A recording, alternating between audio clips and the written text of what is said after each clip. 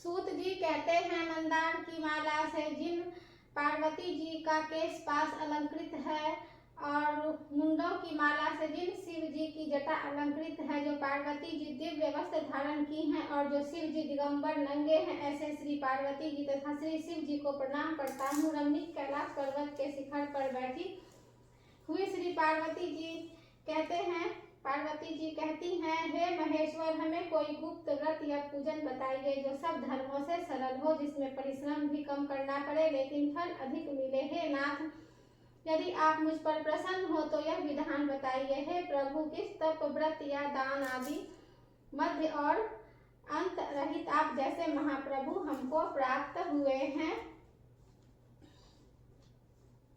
शिव जी बोले, हे देवी सुनो, मैं तुमको एक व्रत जो मेरा सर्वस्व और छिपाने योग्य है लेकिन तुम्हारे प्रेम के वशीभूत होकर मैं तुम्हें बतलाता हूँ।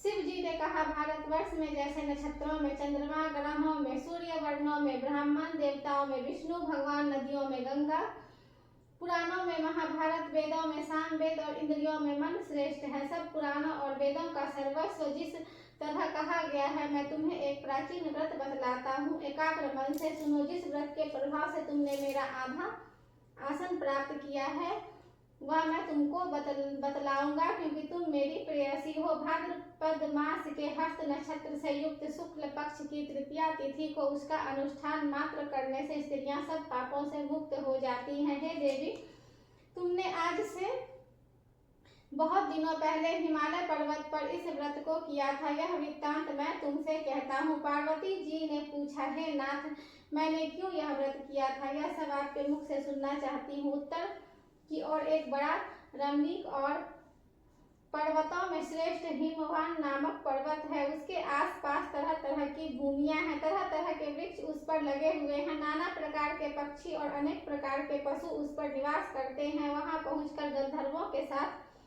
बहुत से देवता, सिद्ध, चारण पक्षीगण सर्वदा प्रसन्न मन से विचरते हैं। वहां पहुंचकर गंधर्व गाते हैं, अप्सराएं नाचती हैं। उस पर्वतराज के कितने ही शिखर ऐसे हैं कि जिनमें स्फटिक, रत्न और वैदुर्यमयी आदि की खानें भरी हैं। यह पर्वत ऊंचा तो इतना अधिक है कि मित्र के घर की तरह समझकर आकाश का स्पर्श किए रहता है। उसके समस्त शिखर सदैव हिम बर्फ से आच्छादित रहते हैं और गंगा जल की ध्वनि सदा सुनाई देती है। हे पार्वती, तुमने बाल्यकाल में उसी पर्वत पर तपस्या की थी। 12 वर्षों तक तुम उल्टी टंग कर केवल धुआं पीकर रही। 64 वर्षों तक सूखे पत्ते खाकर रही। माघ मास में तुम जल में बैठी रहती और बैसाख की दोपहरिया में पंचाग्नि तपती थी। श्रावण महीने में जल बरसता तो तुम भूखी प्यासी रहकर मैदान में बैठी रहती थी। तुम्हारे पिता इस तरह के कष्ट सहन को देखकर बड़े दुखी हुए। वे चिंता में पड़ गए कि मैं अपनी कन्या किसको दूं।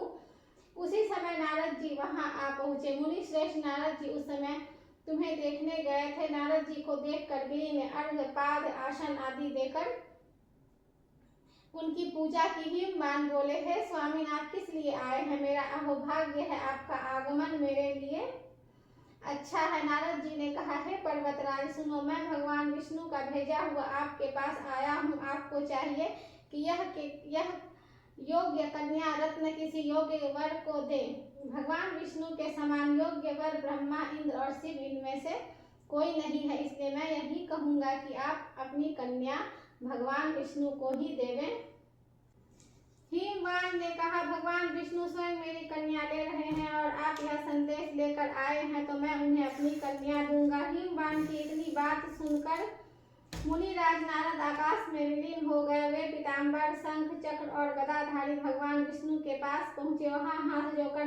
वहां हाथ जोड़कर नारद जी ने भगवान विष्णु से कहा, हे देव सुनिए, मैंने आपका विवाह पक्का करा दिया। उधर हिमवान ने पार्वती के पास जाकर कहा कि हे पुत्री, मैंने तुम्हें भगवान विष्णु को दे डाली। जब पिता की बात सुनकर तुम बिना उत्तर दिए ही अपनी सखी के घर चली गई। वहीं जमीन पर पड़कर तुम बड़ी दुखी होती हुई विलाप करने लगी। तुमको इस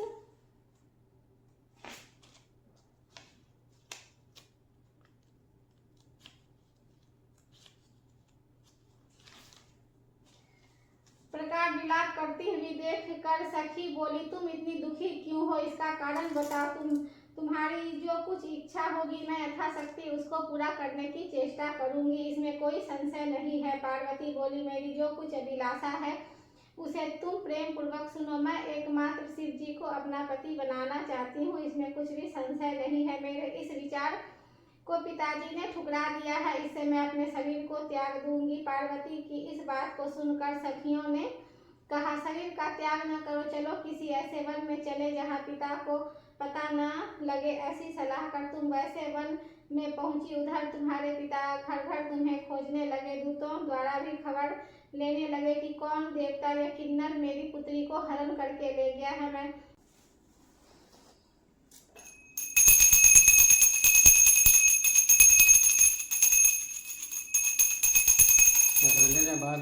थोड़ा यहाँ रख दें, थोड़ा सा।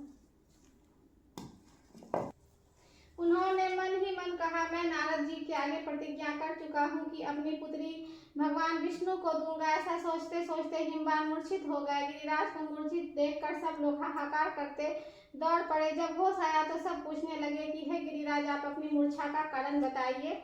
हिमवान ने कहा, आप लोग मेरे दुख का कारण सुने, ना मालूम कौन मेरी कन्या को हरण करके ले गया है। ऐसा नहीं हुआ तो उसे किसी काले सांप ने काट लिया या सिंह खा गए। हाय हाय, मेरी बेटी कहाँ गई? किसी दुष्ट ने मेरी पुत्री को मार डाला। ऐसा कह वे वायु के झोंके से कांपते हुए वृक्ष के समान कांपने लगे। इसके बाद हिमवान तुम्हें वन वन खोजने लगे। वह वन भी सिंह, भालू, हिंसक जंतुओं से बड़ा भयानक हो रहा था। तुम भी अपनी सखियों के साथ उस भयानक वन में चलती चलती एक ऐसी जगह जा पहुंची जहाँ एक नदी बह रही थी। उसके रमणीक तट पर एक बड़ी सी कंदरा थी। तुमने उसी कंदरा में आश्रम बना लिया और मेरी एक बालुकामयी प्रतिमा बनाकर अपनी सखियों के साथ निराहार रहकर मेरी आराधना करने लगी।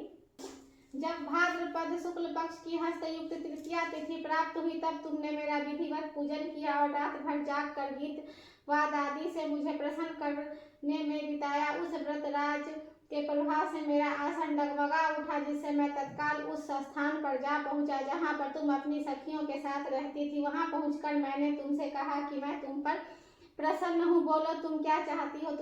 तुमने कहा, मेरे देवता, यदि आप मेरे ऊपर प्रसन्न हैं तो मेरे पति बने। मेरे तथास्तु कहकर कैलाश पर्वत पर वापस आने के बाद तुमने वह प्रतिमा नदी में प्रवाहित कर दी। सखियों के साथ उस महाव्रत का पालन किया। हिमवान भी तब तक उस वन में तुम्हें खोजते हुए आ पहुंचे। चारों दिशाओं में तुम्हारी खोज करते करते वे व्याकुल हो चुके थे, इसलिए तुम्हारे आश्रम के समीप पहुंचते ही गिर पड़े। थोड़ी देर बाद उन्होंने नदी के तट पर दो कन्याओं को सोते हुए देखा। उन्होंने देखते ही उन्होंने तुम्हें छाती से लगा लिया और बिलख कर रोने लगे। फिर पूछा, पुत्री, तुम सिंह, व्याघ्र आदि जंतुओं से भरे इस वन में क्यों आ पहुंची? पार्वती ने उत्तर दिया, है पिताजी, मैंने पहले ही अपने आप को शिव के हाथों सौंप दिया था। आपने मेरी बात टाल दी, इससे मैं यहाँ चली आई। हिमवान ने सांत्वना दी कि हे पुत्री, मैं तुम्हारी इच्छा के विरुद्ध कुछ न करूंगा। मैं तुम्हें अपने साथ ले घर आए और मेरे साथ तुम्हारा विवाह कर दिया। इसी से तुमने मेरा अर्धासन पाया है। तब से आज तक किसी के सामने मुझे यह व्रत प्रकट करने का अवसर नहीं प्राप्त हुआ है। देवी, मैं यह बताता हूँ कि इस व्रत का हरितालिका नाम क्यों पड़ा। तुमको सखियां हर ले गई थी, इसी से हरितालिका नाम पड़ा। पार्वती जी ने कहा, हे प्रभु, आपके नाम से तो बताया, हे प्रभु, आपने नाम तो बताया, अब इसकी विधि भी बताएं। इसका क्या पुण्य है, क्या फल है, यह व्रत कौन करे? श्री शिव जी पार्वती से कहते हैं, हे देवी, मैंने समस्त स्त्री जाति की भलाई के लिए यह उत्तम व्रत लाया है। जो स्त्री अपने सौभाग्य की रक्षा करना चाहती है वह यह यत्न पूर्वक इस व्रत को करे। केले के खंभे आदि से सुशोभित कर एक सुंदर मंडप बनावे। उसमें रंग बिरंग के रेशमी कपड़ों से चंदोवा लगाकर चंदन आदि सुगंधित द्रव्यों से वह मंडप लिहवावे। फिर शंख, भेरी, मृदंग आदि बाजे बजते हुए बहुत से लोग एकत्रित होकर तरह तरह के मंगलाचार करते हुए उस मंडप में पार्वती तथा शिव जी की प्रतिमा स्थापित करें। उस रोज दिन भर उपवास कर बहुत से सुगंधित फूल, सुगंध और मनोहर धूप, नाना प्रकार के नैवेद्य आदि एकत्र कर मेरी पूजा करे और रात भर जागरण करे। ऊपर जो जो वस्तुएं गिनाई गई हैं, इनके अतिरिक्त नारियल, सुपारी, जंबीरी, नींबू, लौंग अनार, नारंगी आदि जो जो फल प्राप्त हो सके उन्हें इकट्ठा कर लें। उस ऋतु में जो फल तथा फूल मिल सके विशेष रूप से रखें। इसके बाद धूप दीप आदि से पूजन कर प्रार्थना करें। हे शिवे, शिव रूपिणी, हे मंगले, सब अर्थों को देने वाली है देवी, है शिव रूपे आपको नमस्कार है। हे शिव रूपे आपको सदा के लिए नमस्कार है। हे ब्रह्म रूपिणी आपको नमस्कार है। हे जगधात्री आपको नमस्कार है। हे सिंहवाहिनी, संसार के भय से भयभीत मुझ दिन की रक्षा करें। इस कामना की पूर्ति के लिए मैंने आपकी पूजा की है। हे पार्वती, मुझे राज्य और सौभाग्य दे, मुझ पर प्रसन्न हो गए। इन्हीं मंत्रों से पार्वती तथा शिव जी की पूजा करें। तदंतर विधि पूर्वक कथा सुने और ब्राह्मण को वस्त्र गौ सुवर्ण आदि देवे। इस तरह एकाग्र चित्र होकर स्त्री पुरुष दोनों एक साथ पूजन करें। फिर वस्त्र आदि जो कुछ हो उसका संकल्प करें। हे देवी, जो स्त्री इस प्रकार पूजन करती है वह सब पापों से छूट जाती है और उसे 7 जन्म तक सुख तथा सौभाग्य प्राप्त होता है। जो स्त्री तृतीया तिथि का पालन न कर भक्षण करती है तो वह 7 जन्म तक बंध्या रहती है और उसको बार बार विधवा होना पड़ता है। वह सदा दरिद्र पुत्र शोक से शोकाकुल स्वभाव की लड़ाकी सदा दुख भोगने वाली होती है और उपवास न करने वाली स्त्री अंत में घोर नरक को जाती है। मांसाहार करने से बाघिन, दही खाने से बिल्ली, मिठाई खाने से चींटी और कुछ खाने से मक्खी होती है। तीज को अन्न खाने से सुकरी, फल खाने से बंदरिया, पानी पीने से जोंक,